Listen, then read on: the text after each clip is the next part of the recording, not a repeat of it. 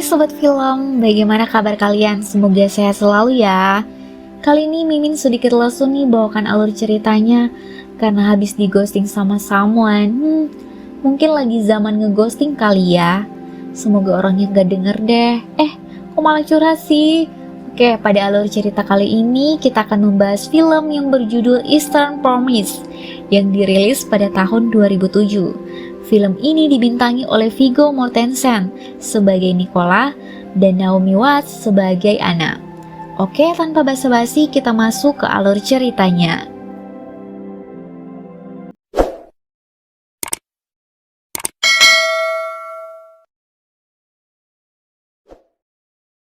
Adegan bermula di kota London. Ketika itu, seseorang bernama Eram masuk ke barbershop Azim. Pada saat itu, Azim sedang memotong rambut Soka, seorang bos besar gangster di kota tersebut. Azim memberikan pisau cukur pada Eram dan menyuruhnya untuk melakukan misi mereka. Eram langsung mengeksekusi Soka. Nah, di tempat lain, seorang gadis muda dengan kondisi lemas memasuki apotik untuk meminta pertolongan. Namun, belum sampai dia menjelaskan, tiba-tiba dia pingsan. Gadis itu dilarikan ke rumah sakit untuk menjalani operasi karena sedang hamil. Setelah dilakukan operasi, nyawa perempuan tersebut tidak dapat diselamatkan karena mengalami pendarahan. Akan tetapi, bayinya berhasil diselamatkan. Keesokan harinya, Anna yang merupakan bidan yang malam sebelumnya melakukan operasi, pulang ke rumah membawa diary atau buku catatan milik wanita malang tersebut. Dia merasa sedih atas apa yang menimpa gadis itu. Anna kemudian pergi ke rumah pamannya yang bernama Stefan, yang merupakan orang Rusia. Diary itu tulisan bahasa Rusia, sehingga ia meminta bantuan Stefan untuk menerjemahkannya. Pamannya melarang mengambil barang milik orang lain yang sudah mati, dan di diary itulah diketahui nama wanita tersebut, yaitu Tatiana. Di situ juga ada sebuah kartu nama. Anna pun pergi ke tempat kartu nama tersebut yang ternyata sebuah restoran. Di sana dia bertemu pemilik restoran itu yang bernama Semi. Semi memberitahukan ke Anna bahwa restorannya tutup. Anna pun lantas mengatakan bahwa maksud dan tujuannya ke sana yakni mencari alamat Tatiana. Mendengar hal tersebut, Semi mengajak Anna masuk. Kemudian Anna memberitahu kartu nama yang dia dapatkan dalam diary Tatiana. Semi pun lantas memberitahu Anna membawakan diary untuk membantu menerjemahkan isi diary tersebut. Semi pun berjanji akan memberikan hidangan khas Rusia untuk Anna saat dia datang kembali. Dan di luar restoran, Anna bertemu dengan Nicola yang pada saat itu memuji motor yang digunakan Anna dan mengajaknya untuk minum. Namun Anna tidak menanggapinya dan Anna pun pergi. Malam harinya, Nicola beserta Kiril yang juga anak dari Semi datang ke tempat Azim untuk mengecek tubuh Soka yang sebelumnya telah dieksekusi. Awalnya Nicola yang hanya seorang supir tidak diizinkan masuk. Namun, karena Kiril yang meminta, Nicola pun diizinkan. Nicola lantas mengambil isi dalam dompet, serta sidik jari untuk menghilangkan identitas gangster yang melekat pada Soka. Nicola meminta Kiril dan Azim untuk meninggalkan ruangan. Setelah semuanya clear, tubuhnya dibuang ke laut. Keesokan harinya, Anna kembali ke restoran Semi dengan membawa salinan kopi diary yang sudah dijanjikan Anna sebelumnya kepada Semi. Saat Anna mau pulang, motor yang ia gunakan tidak mau menyala. Dan pada saat itulah Nicola mencoba membantu dengan menawarkan tumpangan untuk pulang ke rumah. Saat dalam perjalanan, Anna bertanya kepada Nicola, apakah mengenal Tatiana. Nicola menjawab kalau dirinya hanya seorang supir yang hanya tahu mengantar dan menjemput bosnya saja. Pagi harinya, satuan polisi Pamong Praja London menemukan jasad Soka. Setelah diteliti lebih jauh, Soka ternyata merupakan gangster berpengaruh di London. Ini dapat dibuktikan dari simbol tato bintang yang dimilikinya, yang menyandang tato bintang memiliki jabatan kapten atau tangan kanan bos besar, beserta sebuah kertas di jaket Soka. Adegan berpindah, di mana Stefan yang pernah membaca singkat isi diary yang dipegang Anna menyarankan untuk lebih berhati-hati dan tidak ikut campur dalam permasalahan pribadi orang lain. Apalagi pamannya mengetahui bahwa berkaitan dengan gangster yang mana di luar dari kemampuan Ana. Tantenya pun membujuk Ana untuk menyerahkan semuanya pada polisi. Pada saat Ana sedang bertugas di rumah sakit, tiba-tiba Semi datang sembari berkata bahwa dirinya sudah menerjemahkan isi diari Tatiana. Ternyata anaknya Kiril banyak disebut dalam diari tersebut. Semi pun juga sudah mengetahui alamat rumah Tatiana. Di situ juga Semi berkata supaya merahasiakan isi dari diari itu. Setelah kembali ke rumah, Ana dan Stefan menerjemahkan isi diari. Mereka mendapatkan fakta yang mengejutkan, bahwasannya Tatiana menjadi korban perdagangan anak. Dia mendapat tindakan kekerasan yang dilakukan oleh gangster di bawah pimpinan Semi. Jadi jelas, kedatangan Semi di tempat kerja Ana secara tidak langsung memberikan intimidasi. Jika tidak menyerahkan isi diari Tatiana, Ana akan dipoles. Ana dengan terpaksa mau menyerahkan diari tersebut. Keesokan harinya, Ana yang didampingi oleh paman dan bibinya menemui Nikola untuk menyerahkan diari Tatiana. Di situ Ana meminta alamat Tatiana agar dapat memberikan bayinya ke keluarga Tatiana. Nikola tidak menjawab. Kemudian Stefan mengatakan bahwa dia dulu bekerja di KGB dan tahu cara menangani gangster seperti Semi. Nikola kembali ke restoran dan membaca diari Tatiana.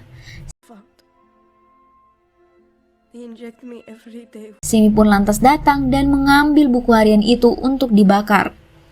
Nikola khawatir karena pamannya Ana yang juga orang Rusia sudah membaca diari Tatiana sebelumnya. Semi pun lantas memerintahkan Nikola untuk bernegosiasi, mengingat dia punya koneksi dengan KGB di Rusia. Jika tidak berhasil, Semi memerintahkan ke Nikola untuk membereskan keluarga Ana. Pagi harinya, Nikola menemui Ana di tempat bekerja. Dia mengatakan sudah mengetahui di mana alamat keluarga Tatiana. Dia mengatakan bahwa itu bukan tempat yang baik untuk seorang anak kecil untuk tumbuh.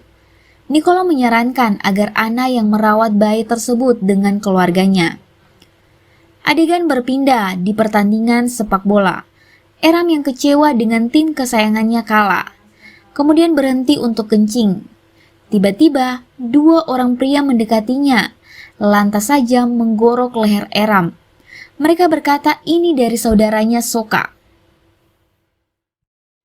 Malam harinya, Azim melaporkan kepada Semi bahwa keponakannya Eram sudah dilenyapkan dan target berikutnya adalah Kiril, anak dari Semi.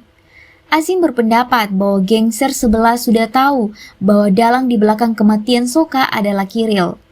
Semi lantas berkata kepada Azim, apakah orang-orang tersebut sudah mengenal wajah Kiril?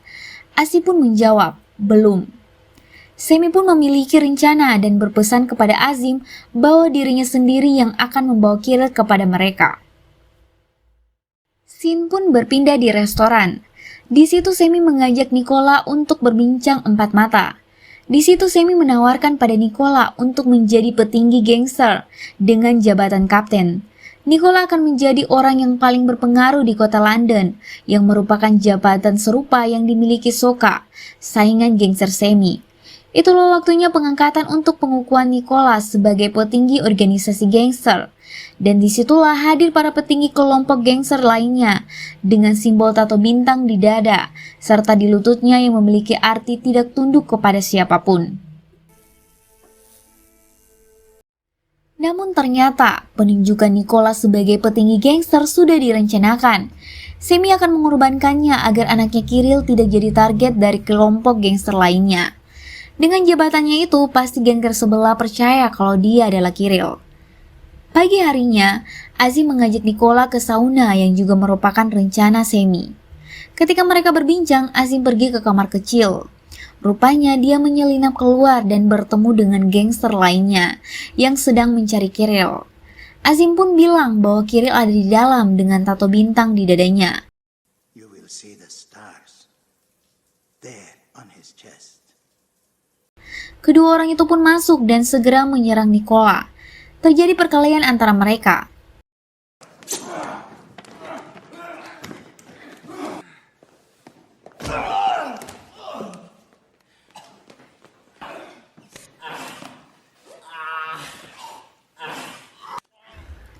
Nicola kena banyak tusukan, tapi akhirnya Nicola dapat mengalahkan mereka.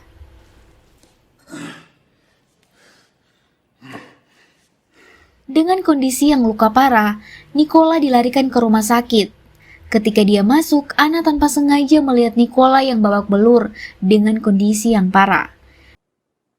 My uncle, do you know where he is? Di situ Anna menanyakan ke Nicola di mana pamannya Stefan, karena sudah 2 hari menghilang. Apakah Nicola mengetahuinya?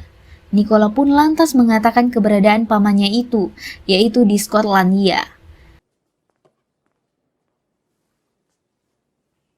Setelah itu, Nicola ditemui seorang dari biro kepolisian yang juga pernah menangani kasus Soka. Di sini terungkap bahwa Nicola sebenarnya adalah agen elit yang menyamar untuk menyusup ke organisasi gangster. Nicola dulunya kriminal kelas kakap yang pernah dipenjara di Siberia. Dia direkrut karena hanya dia yang dianggap mampu menangani kasus gangster di kota London.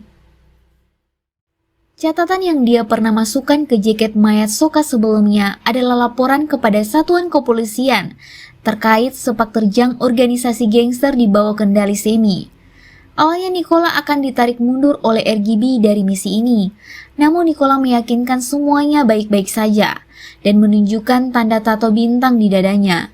Nicola punya peluang menjadi kepala gangster, yang berarti semua organisasi gangster bisa dibongkar dan bisa ditangkap semuanya. Nicola memberitahukan informasi penting, yaitu polisi dapat menangkap Semi dengan tuduhan pemerkosaan dengan korban Tatiana. Ini dapat dibuktikan dengan DNA dari anak yang saat ini diasuh oleh Anna. Dan ditambah lagi pamannya Anna bisa jadi saksi yang kuat karena sudah membaca diari Tatiana. Polisi langsung bergerak cepat dengan mendatangi restoran Semi untuk menangkapnya. Karena sadar bahwa dirinya akan ditangkap, Semi pun meminta Kiril untuk melakukan tugas untuk mengambil bayi Tatiana di rumah sakit. Pada saat Kiril akan meninggalkan rumah sakit, Anna melihatnya. Dia bergegas mengecek bayi yang rupanya sudah tidak ada. Anna menghubungi Nicola dan mereka pun mencari di mana Kiril membawanya. Dan ternyata Kiril membawanya ke tepi sungai. Beruntung tiba tepat waktu. Nicola datang dan membujuk Kiril untuk tidak melakukan perbuatan buruk tersebut. Nicola mengatakan bahwa Semi telah bertindak terlalu jauh karena organisasi gangster mengutuk perbuatan pembuangan anak.